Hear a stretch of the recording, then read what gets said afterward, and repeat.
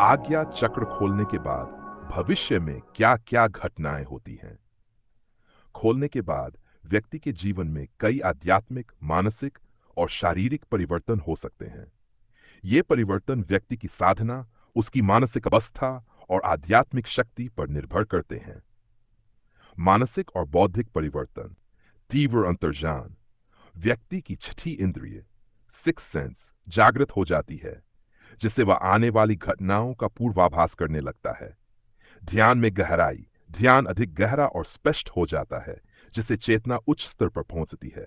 निर्णय क्षमता बढ़ना, सही और गलत में भेद करने की शक्ति तीव्र हो जाती है। आध्यात्मिक परिवर्तन, व्यक्ति को देवी देवताओं, ऋषि मुनियों या अन्य ऊर्जाओं के दर्शन होने लगते हैं। कर्मों की गहरी समझ, अपने और दूसरों के कर्मों के पीछे के कारणों को समझने की क्षमता बढ़ जाती है। सपनों में दिव्य संकेत, सपनों में महत्वपूर्ण संदेश या भविष्य की झलक मिल सकती है। अहंकार का नाश, व्यक्ति मैं और मेरा की भावना से मुक्त होकर ब्रह्मांडीय चेतना को अनुभव करता है। शारीरिक परिवर्तन, सिर के बीचों बीच हल्की गुनगुनी गर्माहट महसूस होती है।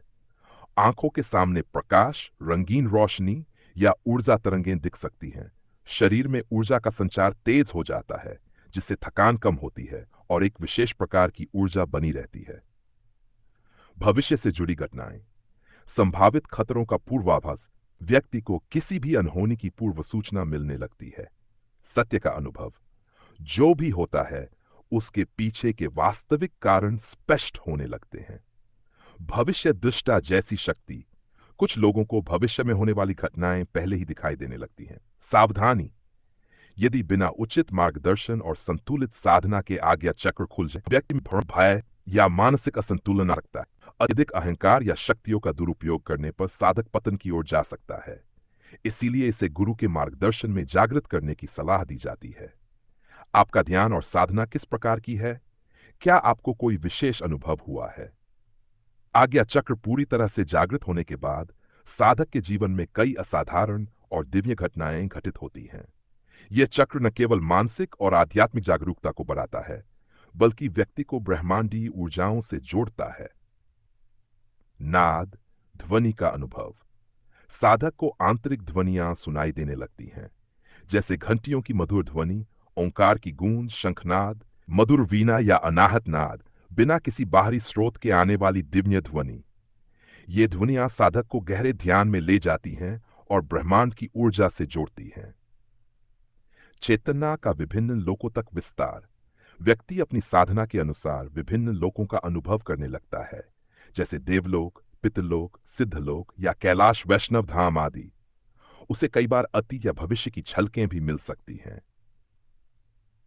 मनोवांछित सिद्धियों का उदय, यदि व्यक्ति संयम और भक्ति के साथ साधना करता है तो उसमें कई सिद्धियां विकसित हो सकती हैं, जैसे इच्छानुसार किसी का मन पड़ना, भौतिक वस्तुओं को अपनी इच्छा से हिलाना या प्रभावित करना, स्वयं की ऊर्जा से किसी को रोगमुक्त करना, भूतकाल, वर्तमान और भविष्य की जानकारी, किसी स्थान पर बिना शरीर के मानसिक रूप से पहुंच जाना, एस्ट्रल प्रोजेक्शन, देवताओं और ऋषि मुनियों से साक्षात्कार, साधक को ध्यान में या स्वप्न में हनुमान जी, भगवान श्री राम, महादेव या अन्य देवताओं के दर्शन हो सकते हैं।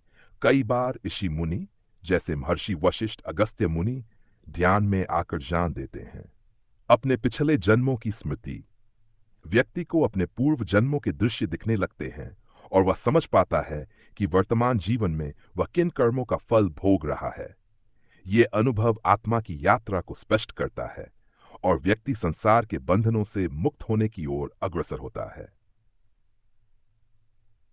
काल और मृत्यु पर नियंत्रण, साधक मृत्यु के समय का पूर्वाभास करने में सक्षम हो सकता है।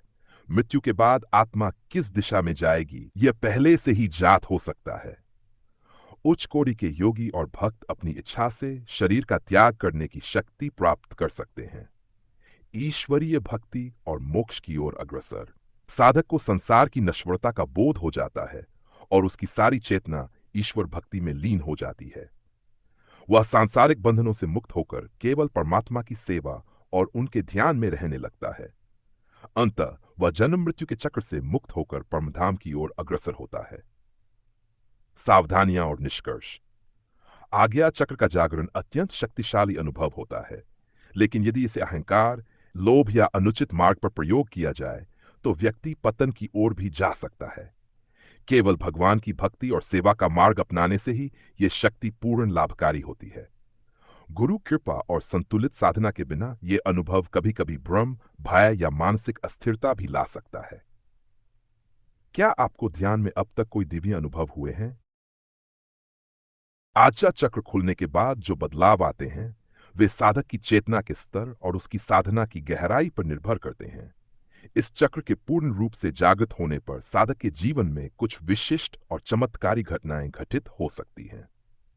व्यय, ऊर्जा और ब्रह्मांडीय शक्ति का अनुभव। तीसरी आंख से ऊर्जा प्रवाह। व्यक्ति को माथे के बीच पर कंपन, हल्की गर्माहट या स्पंदन महसूस होता है। चेतना का विस्तार। व्यक्ति स्वयं को केवल शरीर तक सीमित नहीं बल्कि संपूर्ण ब्रह्मांड का अंश मानने लगता है। ऊर्जा प्रवाह बढ़ जाना, शरीर हल्का और ऊर्जा से भरा हुआ महसूस होता है। 6. पारलौकिक शक्तियां और सिद्धियां। टेलीपैथी दूसरों के विचारों को पढ़ सकता है या दूर बैठे व्यक्ति के मन की बातें समझ सकता है। दिव्य दृष्टि। व्यक्ति को भूत, भविष्य और वर्तमान से जुड़े दृश्य दिख सकते हैं। सपनों का नियंत्रण। व्यक्ति स्वप्न में भी सचेत रहने लगता है और वहां भी निर्णय ले सकता है। आकस्मिक घटनाओं का पूर्वाभास।